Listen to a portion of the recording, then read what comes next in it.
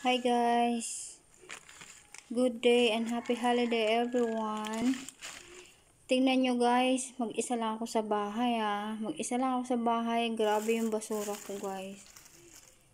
2 buwan lang yan guys. Kaya ang gagawin ko guys, ganito.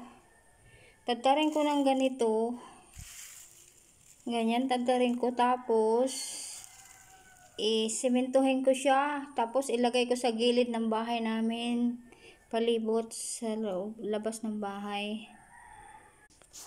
Kailangan kasi maging initiative tayo sa mga basura natin guys, kasi lahat ito babalik sa atin, na mas mapaaga yung buhay natin, babalik sa atin, dahil ang kalikasan nasisira dahil sa basura.